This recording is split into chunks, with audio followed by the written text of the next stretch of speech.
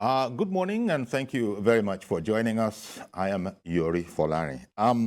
Of course, the Osun election is tomorrow, but just before then, we'll come to that. Before then, the crisis in the PDP governorship, over the PDP governorship ticket in Delta is something that we'd like to, touch on now.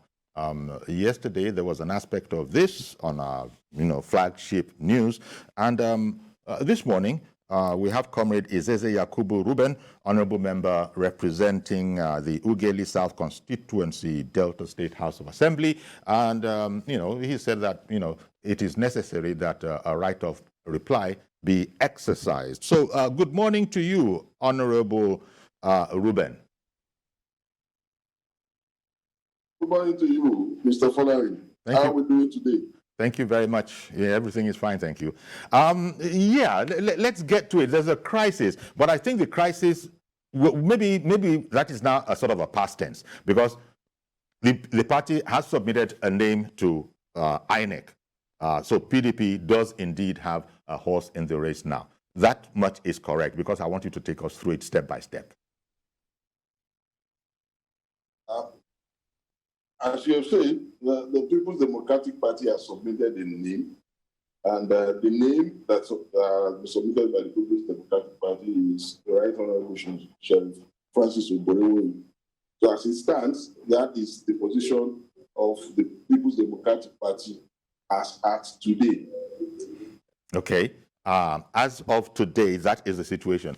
The way you say it, there's no wind. I mean, if it passes, what is there a time limit? Can anything else be done? Because, as you know, the person who came second in that race, had sued, had gone to court.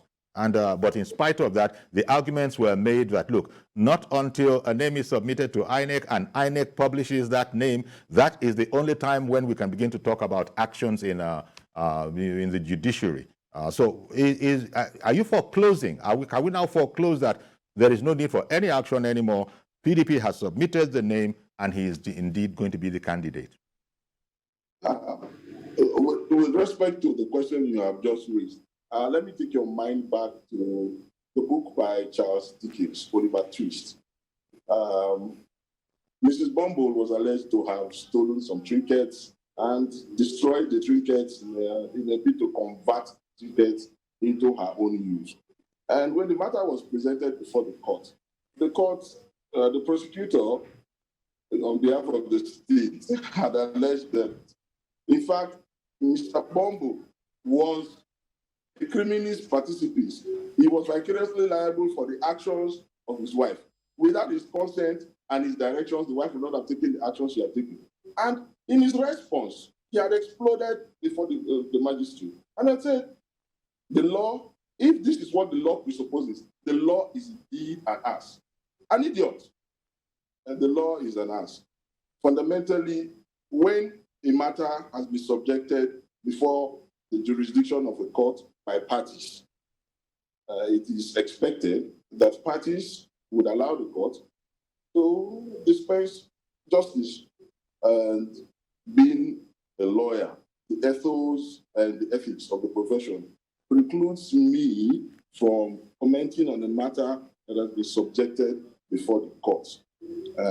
Oliver Wendell Holmes had said it some 100 years ago, that the law is but what the court will prophesy. And let us leave the matter that is before the court. It is sub judice.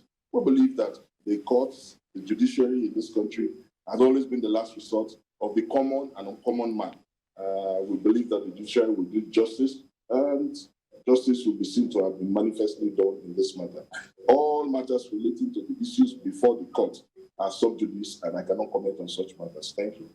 Okay, but within the party, what does this do to the cohesion of your party going into the election? Because it goes without saying you do need a united front. It has gone beyond being a family member, as you've said, because it's now, crossed the street, gone into the courts, whereupon a lot of things become sub judice. But the cohesion within your party, are you concerned? When people talk about the cohesion within the party, I find it very strange that persons who ordinarily would be well informed and understand that politics, the generic definition of politics is the aggregation of interest. There has never been any political contestation that had not had disputes. And these disputes, there are opportunities to resolve these disputes. As they say, 24 hours is a long time in politics. There are back channels for the resolution of disputes. I can assure you that the PDP in Delta State has those back channels. The PDP in Delta State will eventually resolve whatever disputations that have arisen from the contest between family members. And it's a family affair, even though the courts the courts have taken jurisdiction over the issue. I can assure you, at the end of the day, it will still come back to the round table of family members, brothers of the same parents, sitting down together and resolving the disputes that have arisen. There's no political contest without disputation. When 10, 11, 12, 5, even 2 persons contest for a particular seat that only one person can occupy, there is always bound to be disputes. But these disputes can be resolved. They will eventually be resolved. As we say, 24 hours is a long time in politics. It is a good thing that democracy allows us to vent our dissatisfaction. The courts provide an avenue for us to vent our dissatisfaction. But after the entire processes, it is a fact that I can assure you that the PDP in Delta State, under the leadership of Senator Dr. Arthur Ifeanyi, will sit down. The leaders will sit down on the round table, using back channels, and it will be resolved. And we'll go into the elections of March 2023 as a united family. The whole issue, the whole problem, if you want, as they say locally, the whole katakata was caused by an issue of, shall we say, people talking about the certificate that was submitted. And also there's the other component about, when your man appealed, so to speak, when I say your man, he's a PDP man, but when he appealed, he thought that the judge misdirected himself when he assumed jurisdiction. These are some of the issues that perhaps you want to comment on. For Larry, as I said earlier on, those issues that are before the court are sub judice. As a lawyer, I will not comment on those issues. If you want to talk about, essentially, the reason why I decided to be on this platform this morning was to take on the issues, the vituperations of a crying baby that were raised by the Honorable Evans Iwurie with respect to the competence, capability, the emergence of the Right Honorable Sheriff Oborevwori Francis as Speaker of the Delta State House of Assembly on the 17th of May, 2017. You see, people take the advantage of the media. And like Joseph Goebbels, who was Hitler's chief propagandist, posited, he said, a lie repeated will sound like the truth to the people. And if we do not take advantage of the right of reply to correct those fallacious depositions that were made by the Honorable Evans Iwurie, it will seem as if indeed he is correct, because he didn't start it yesterday. He's been doing it in several media, social media platforms, on Facebook, on WhatsApp. He's been on it until a credible medium like TVC gave him a platform to express his vituperations, the whining of a crying baby. Politics is not for the lily-livered. It is a game for those who understand that when you go into a contest, you either win or you lose. Okay. And the generic definition has always been interest. If per adventure, your interest does not align with the interest of your principal or your benefactor, at that point in time, you just lick your wounds and take it in good faith. After all, there's always a tomorrow. But to go ahead and attempt to change the course of history by your vituperations, that is unfair. Maybe let me ask you. Let me ask you something that I know you can't comment on. The very the very broadcast yesterday on our platform, there are areas of it that are not satisfactory to you whatsoever. Help us with that. What are the inaccuracies that have made you, say that, look, we have to have a right of reply? Yes. Now, the inaccuracies, the fallacious representations that were made yesterday by the Honorable Eban need to be addressed. Now, fundamentally, let me state this clearly. As Aristotle said some 2,000 plus years ago, he said, Plato is our friend. Plato is dear to me, but dearer still is truth. Evans is dear to me, but dearer still is truth. The allegation that the impeachment of the Right Honorable Monday Ovigo Ikuya on the 17th of May 2017 was spearheaded by the governor, Senator Dr. Asoifan Yokowa, is entirely untrue. I was in the 6th Assembly. I am in the 7th Assembly. We were colleagues in the 6th Assembly. At least I've known him for a couple of years. When he came to join us in the PDP, we were in the PDP when he came to join us. Now, he came into the Assembly as a member of the Labour Party. He rode on the back of the popularity of his benefactor at that time, Great Ovejo. That's how he became a member of the Assembly. He wasn't a member of the PDP when he came into the Assembly in 2015. On the day of that impeachment, the eve before that impeachment, I hosted all of us from Delta Central in my apartment in the quarters. They left my apartment and went to sign or plan a coup d'etat against the speaker at that time.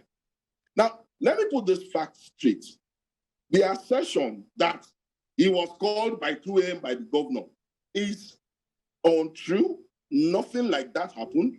Those who were the proponents of the impeachment, they did it because of politics. It was politics. As far as they were concerned, Iguya, as speaker, was not satisfying their expectations. In their own opinion, he was too docile, he was too loyal to the sitting governor. So they needed somebody in their perception who they could manipulate and control. And of course, they settled for the Right Honorable Sheriff of Berewori. However, if indeed the governor directed, how is it that only 22 persons signed that impeachment? Okay. 6 of us refused. We didn't sign the impeachment. 6 of us refused, and nothing happened to the 6 of us who refused. Now, let me tell you what happened. What happened was that they had great expectations, according to Charles Dickens. Now, they had assumed, and it is an assumption that most people have had, and I pity those people who have had that assumption. They had assumed that Sheriff Francis Oberewori would be a stooge that they could manipulate because they had made him speaker. But the man, I can tell you, I've known him for at least close to 30 years. We worked together in the assembly for the past 7 years. I can tell you that the Achilles of his opponents is that they underestimate his capacity. Okay, can I interrupt you for a while? Honorable member, you continue. Honorable Izeze. Let me finish what I am about to say. Okay. Following, let me finish what I'm about to say. They were the beneficiaries of the juiciest committees when Sheriff emerged as speaker. But because of the sense of entitlement that Evans Iwuri particularly had, the man could not satisfy you against his other colleagues. They decided they were going to alienate some persons and continue with the divide and rule tactic. The man said, no, I am speaker of everybody. I am just primus inter pares. I want to carry everybody along. So that was where the issue started. Okay. Now, by the time I beg your pardon. I really must interrupt because, I'm very sorry. Our program is an interactive program and a viewer has called in. So let me hear from him. It might be a comment, it might be a question that you can even help with. Mazi Okoroafo, thank you for holding on. Please go ahead now. Good morning, sir. Good morning, again from Sky. I want to find out from our guest, sir, the honorable. There are people Yes, are go just ahead. saying, and you're aware what happened in Zamfara State. Don't you think that what is happening in Zamfara State will be a duplicate of what happened in Zamfara State? The question now is that before the young man went to contest, you people were told that the certificate has question mark. And you people were not interested. You throw the thing under the carpet. Now, people have gone to the court with evidence. Are you saying that the evidence they have or they tender in the court, they are illegal or they are not? Because it is good for you people now to sit down and look for the number 2 or number 3. Or that is when they contested the primaries. And set the situation. It is not good to impose. You see, the only person that qualified to be governor of the state, the question is no. There are other people. The earlier you do, the better for the country. Don't know, carry. This reality of life, this is politics. At least 2023 is there. If you start to write exam from that to that, you get and see content. That's the master first, my name. Good morning. Okay, good morning, Mazi Okoro Afo. Do you have any reaction, Honorable Izeze? Oh, the facts of the case of Zamfara and this present situation are totally different. As I said, the matter is before the court. The parties have submitted their dispute before the court. Every individual is seized of jurisdiction to comment on this matter. To comment on the matter before the court is subject to this. The matter eventually, I believe, will get up to the Supreme Court, and the justices of the Supreme Court will do justice to it. Until that time, we cannot comment on the issues before the court. We must respect our courts. Okay. All right, then. Well, I had interrupted you as you were explaining, but it seems to me that you're saying that if need be, this can go as high as the Supreme Court, but what we have right now, there is no problem because Honorable Sheriff is indeed the candidate of the PDP, and you are proceeding like that. Look, this whole aspect about, 1, the party must submit a name to INEC, 2, INEC must publish that name, and it's only after that, if there is any issue, that we can begin to address that issue. Again, as a lawyer, please clarify that whole area for us. The matter is before the court. Any matter that has been submitted to the jurisdiction of the court, as a lawyer, considering the fact that I must respect the rules of professional conduct, the ethos and ethics of the profession, I shall not be commenting on such matter.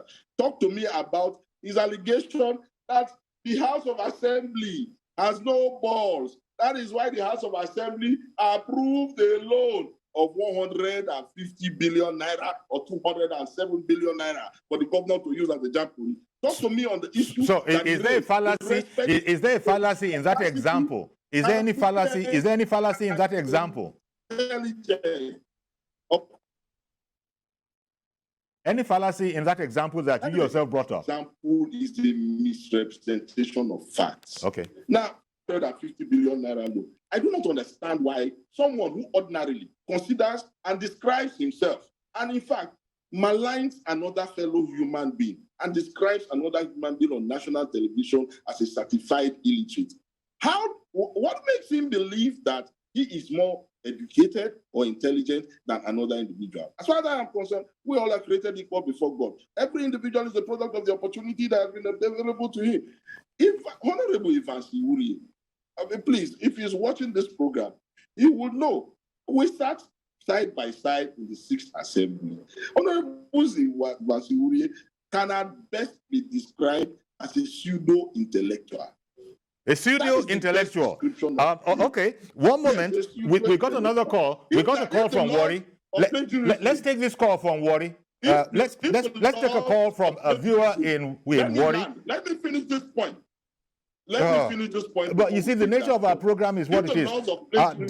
D Good in Wari, please go ahead.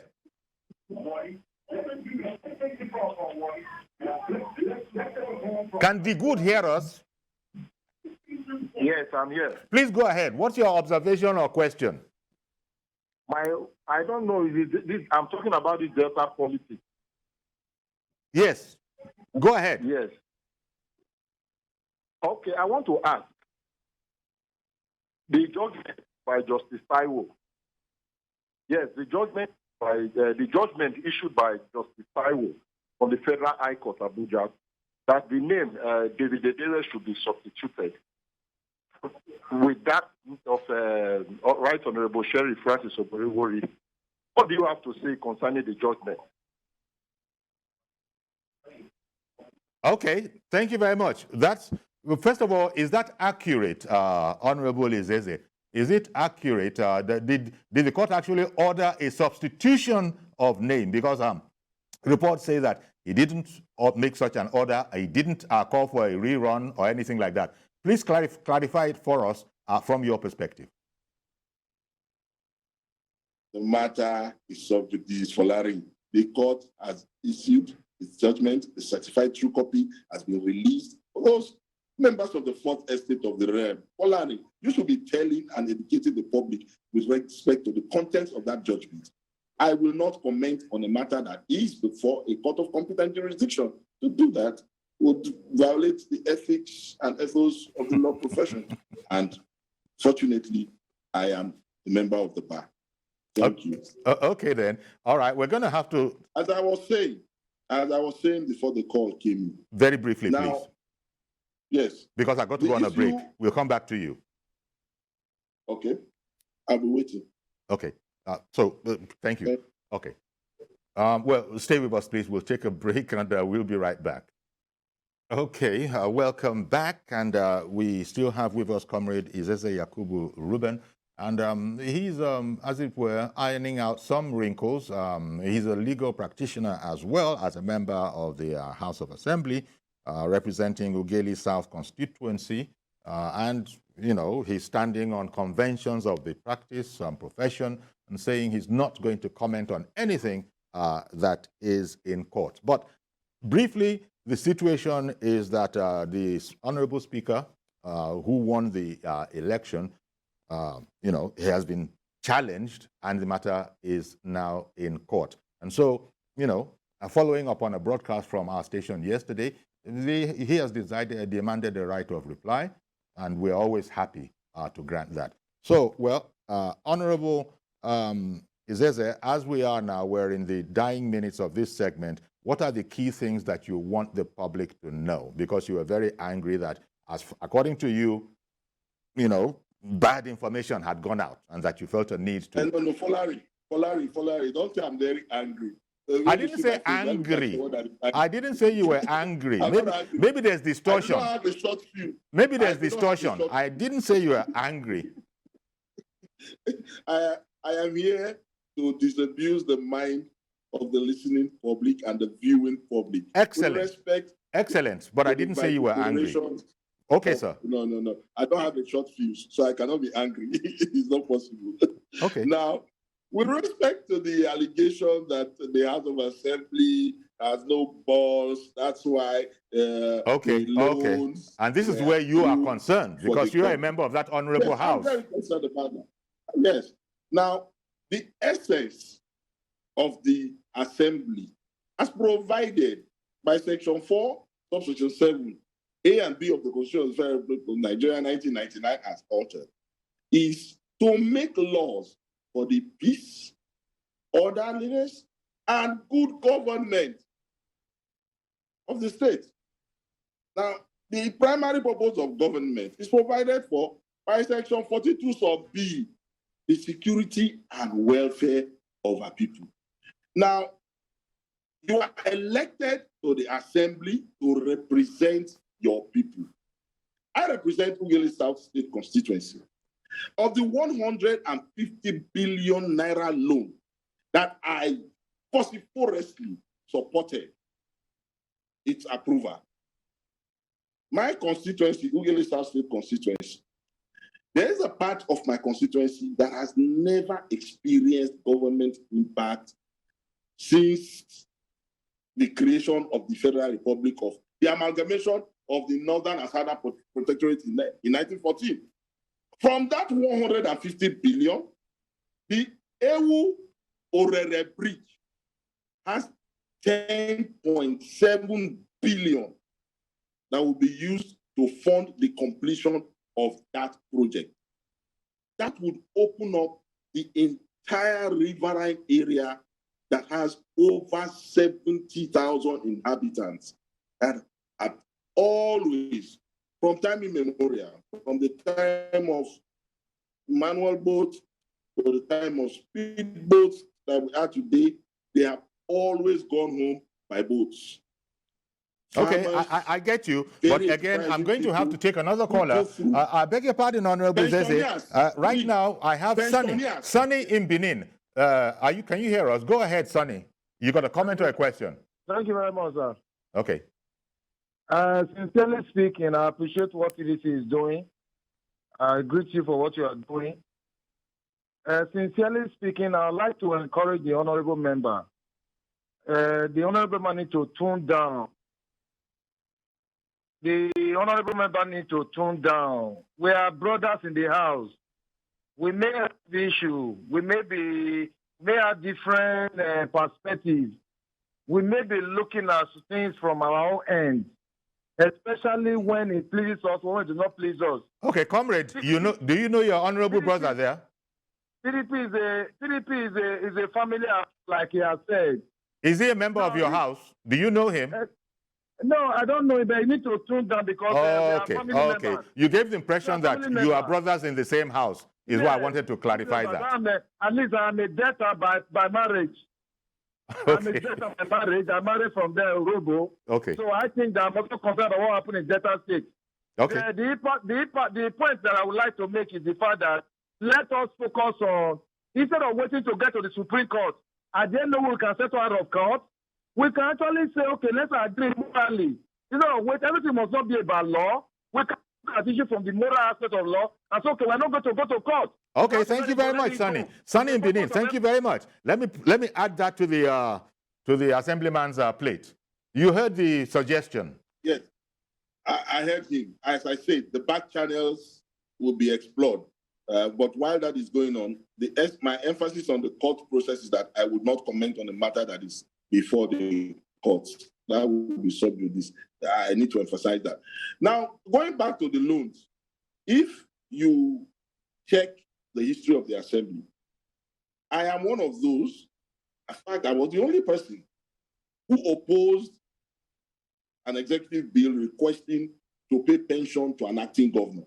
Even though I'm a PDP member, the minority members of the party, including my minority leader, they did not oppose it. Now, when somebody sits down and says the House of Assembly has no balls, I'm wondering, where did he get that information from? Considering the fact that he was an enabler, a criminalist, pacifist, a co-conspirator in the installation of Right Honorable Sheriff Oberewori for reasons of personal interest, which is politics. No problems about that. Now, you question the competence and capacity of Sheriff Oberewori to govern Delta State. And I find it very, very spurious. The man is the only speaker in the history of Delta State. They were the ones who made him speaker in 2017, assuming that they knew him and they could manipulate him to satisfy their whims and caprices. He survived them and finished the 6th Assembly. In fact, he landed very safely. 2 years. He's been the Speaker of the 7th Assembly for 3 years. In the history of Delta State, since the creation of the state, he's the longest serving Speaker that Delta State has had. And you said the man does not have competence, he's not intelligent. Do you know what it takes to manage 28 other persons with different ideologies, philosophies, principles, values, ethos, to manage them for 5 years, including Sheriff Oberewori, including Advanced Ewurie himself? He managed them effectively. They tried while we were in the 6th Assembly, having installed him, and they did not succeed in manipulating him to achieve their wishes and caprices. They tried to see how they could remove him as Speaker. And then some of us said, no, it's not going to happen. He knows this fact. Everyone knows this fact. So to come to the public space and make it seem as if, I can assure you, if you check my history, I am not one of those who leaks any ass. You can't describe me as a psychopath. There is no ass big enough in this world for me to leak. I cannot be bought. I cannot be funded. That's why I don't have a short fuse. Now, I speak facts, and this fact can be investigated. You are a journalist, you can investigate this fact. Okay. Sheriff You know, you can't take it from him. He is the man who is a fast learner. well, He's a man who will just be humble and let you believe that he cannot harm you. You know everything, but he will take from knowledge. He's a voracious reader. He learns on a daily basis and he improves on a daily basis. So to describe him in the words of Chef Evans Iwuri as an uneducated, as an uncertified illiterate, that is very, very, very malicious. okay then. Well, you know what? The person who has the record of plagiarism I'm going to have to. Assembly. Thank you very much, honorable member. We're going to have to. I really have to come in here, and I want to thank you for making time out of your tight schedule to rebut some of the things that went out yesterday. It's all in the same family. It's not from a different party, but it's good for us to hear both sides of the issue. And I want to thank you very much for taking the time with us this morning. The loans they refer to, the loans will pay pensioners. Pensioners alone, outstanding arrears is 30 billion from those loans. All right then. Well, that's Comrade Izeze Yakubu Reuben, honorable member representing Ughelli South constituency, Delta State House of Assembly. Thank you very much once again. Oof. Well, that's it.